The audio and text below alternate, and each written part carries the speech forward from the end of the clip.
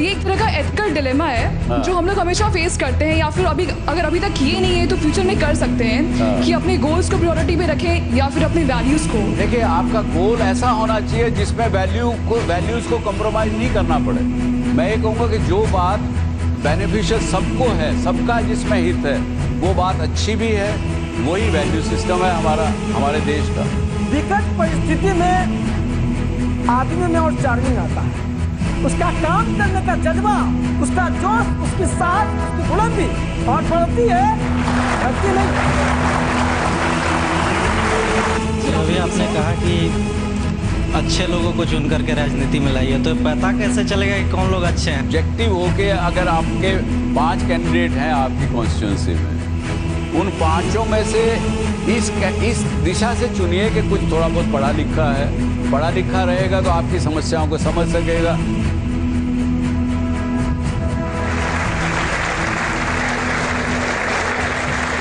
Thank you very much. नमस्कार। आज BIT Patna में आके और आप लोगों के बीच में बहुत खुशी है। आज का विषय थोड़ा कठिन विषय लगेगा आपको, मुझे भी तो लग रहा था जब मुझे कुछ ये विषय दिया गया। विषय ये है कि what have we learned hard way in our lifes, और उससे फिर आदमी क्या सीखता है, आगे बढ़ने का उसको उसमें रास्ता मिलता है या नहीं मिलता है। मैं अपने एक्सपीरियंसेस शेयर जैसे करूं, फॉर एग्ज़ाम्पल, पहले एक समय था जब मैं किसी पर भी कैसे भी अंधविश्वास कर लेता था, भरोसा कर लेता था।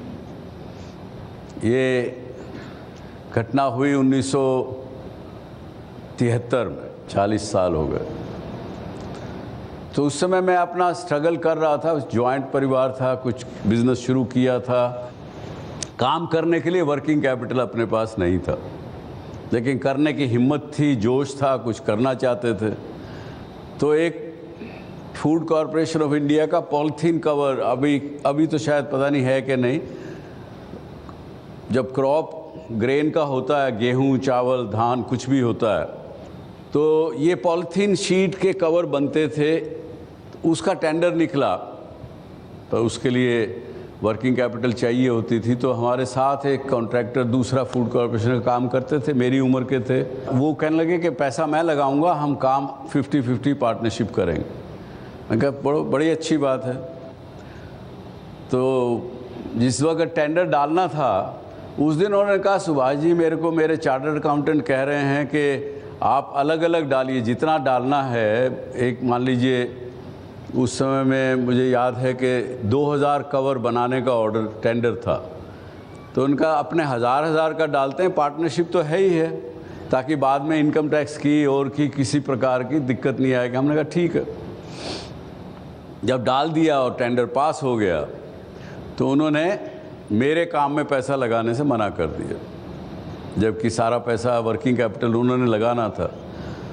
आपको विश्वास नहीं होगा, ये जो मेरे सफ़ेद बाल आगे के हैं, ये उस वक़्त 15 दिन में हो गए, और मेरे को समस्या का जब हल निकला तो वहीं पे ये सफ़ेद होना रुक गए।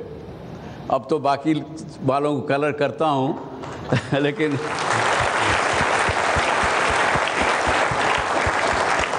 तो बड़ा ऐसा समझ में आया कि देखो, भरोसा तो करो लोगों पर, लेकिन अंधविश्वास मत करो।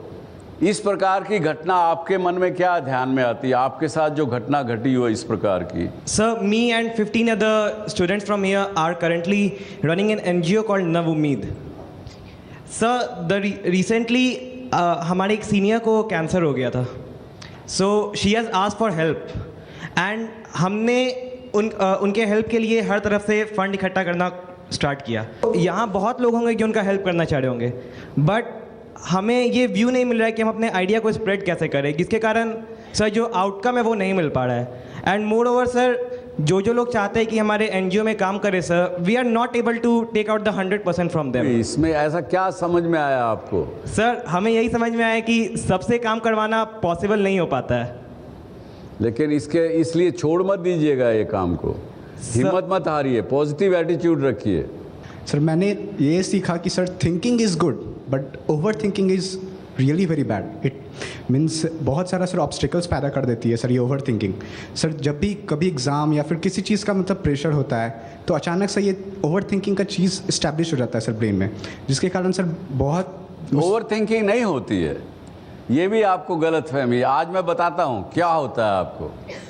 आपका दिमाग एकदम करंट में नहीं रह के भविष्य में चला जाता है कि एग्ज़ाम है, इसमें फेल हो गया तो क्या करूँगा, कम मार्क्स आ गए तो क्या करूँगा।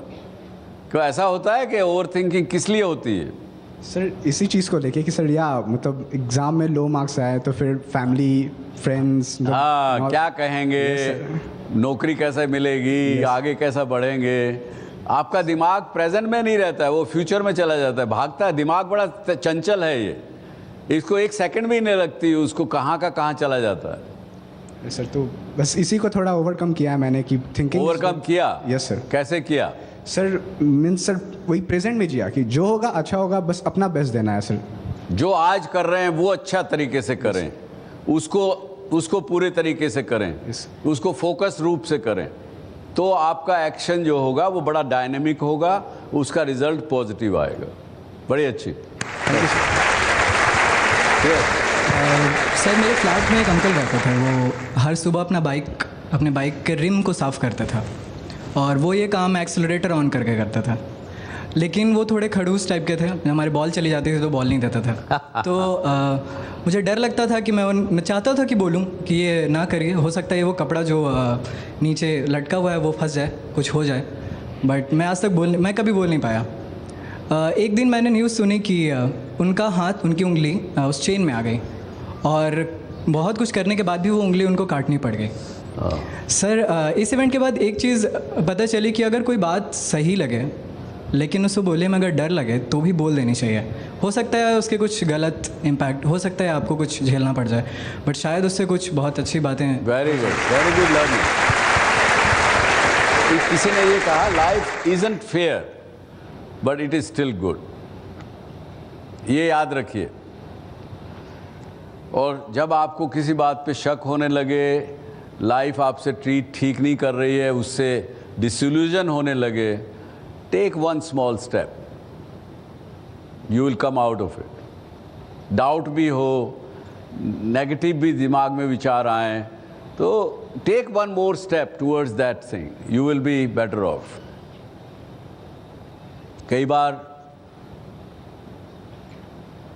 आदमी काम कर, ये ध्यान में रखिए, जब इंसान जॉब करता है, कुछ बिजनेस करता है, वो जॉब या आपका business will not take care of you when you need something. उस समय फैमिली, फ्रेंड्स, वही लोग काम में आएंगे। आपका डेजिग्नेशन, आपका बिजनेस, आपकी रुतबा, स्टैंडिंग, वो काम नहीं आएगी। ये भी बात ध्यान में रखिए।